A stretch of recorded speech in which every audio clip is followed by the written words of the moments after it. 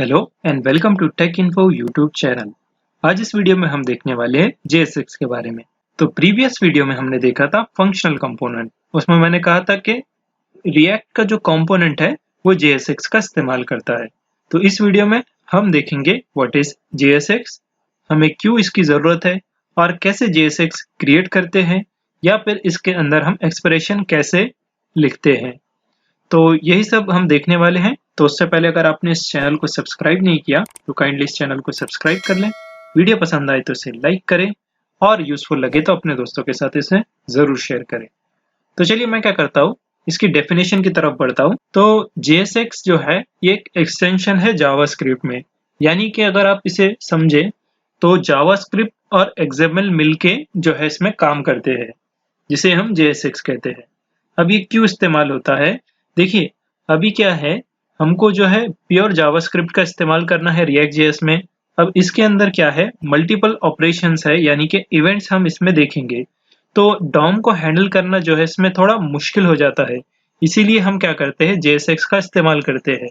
JSX की मदद से होता क्या है कि हम इजीली जो है डॉम मैनिपुलेशन कर सकते हैं और हमारा जो कोड रहेगा वो लेस रहेगा। वेनिला जावास्क्रिप्ट में हम जैसे लिखेंगे तो वो कोड बहुत ज़्यादा होता है एज कम्पेयर टू JSX जब हम यूज करेंगे।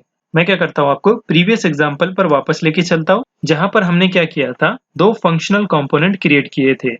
तो यहाँ पर मैं क्या करता हूँ, इस myfunc.to.js यानी कि हमारा सेकंड कंपोनेंट जो हमने क्रिएट किया था ना, तो इसको मैं क्या करूंगा, आपको बताऊंगा अगर इसको हमको लिखना पड़ता वेनिला जावास्क्रिप्ट में तो कैसे लिखते।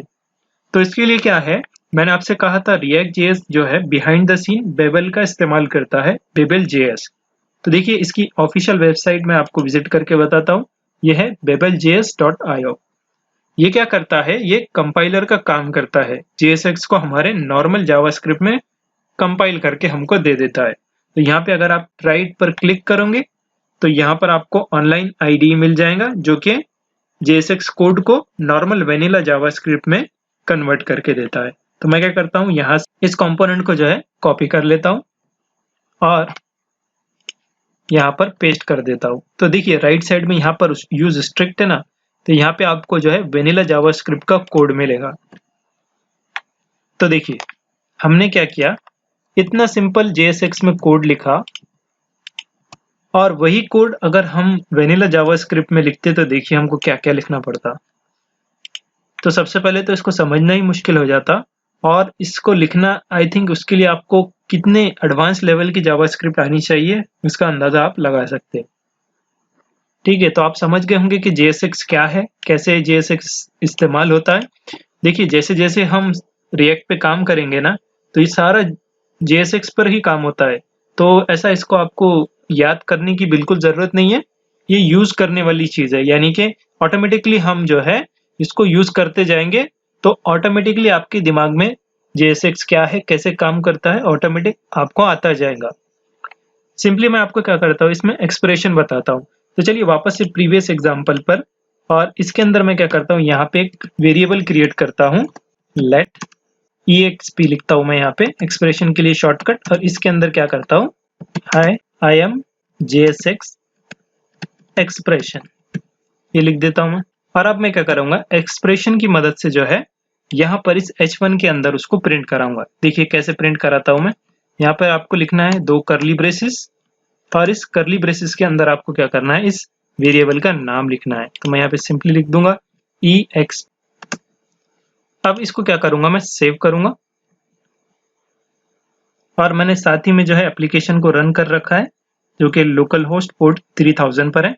अब ब्राउजर पे चलता हूँ तो देखिए यहाँ पर हमको जो है आउटपुट में आएगा, ये देखिए ये value I am expression value. तो ये हमारा पहला कंपोनेंट था और ये सेकंड कंपोनेंट, और उसके अंदर ये आई एम एक्सप्रेशन वैल्यू, ये हमारे JSX की एक्सप्रेशन है। सो आई होप आपको समझ में आ गया होगा व्हाट इज JSX और एक्सप्रेशन को हम कैसे इस्तेमाल करते हैं।